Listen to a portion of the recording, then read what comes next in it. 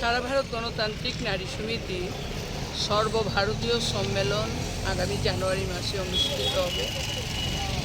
তারই অঙ্গ হিসেবে প্রতিটি রাজ্যে সংগঠনের প্রাথমিক স্তর থেকে রাজ্য স্তর পর্যন্ত সম্মেলন প্রক্রিয়া চলছে।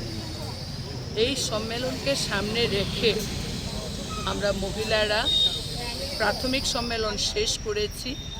রাজ্যে 1468টা প্রাথমিক কমিটির সম্মেলন প্রায় শেষের পথে, এবং এই প্রক্রিয়ার পরই আমরা অঞ্চল সম্মেলন করেছি।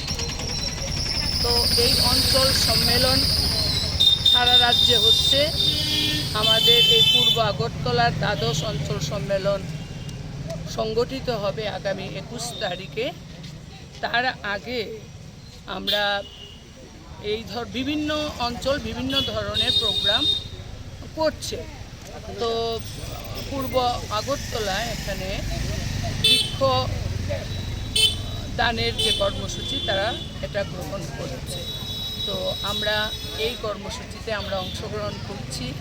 সাধারণ মানুষকে আমরা গাছ দিচ্ছি, কারণ গাছের বড়ই অভাব। আমরা দেখেছি আমাদের আগরতলা শহরে বিভিন্ন দিকে আগে প্রচুর গাছ আমরা দেখতাম, বিভিন্ন অনুষ্ঠানে গাছ রোপণ করা হতো, কিন্তু সম্প্রতি দেখছি বিভিন্ন জায়গায় গাছ সেখানে কেটে নিচ্ছে।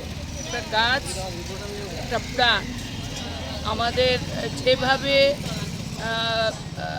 জলবায়ু দূষিত হচ্ছে, বন্যা, ভূমিকম্প ইত্যাদি যেভাবে বাড়ছে, সেই জায়গায় যদি একটা গাছ থাকে প্রাকৃতিক বিপর্যয় রোধে একটা হাতিয়ার হতে পারে।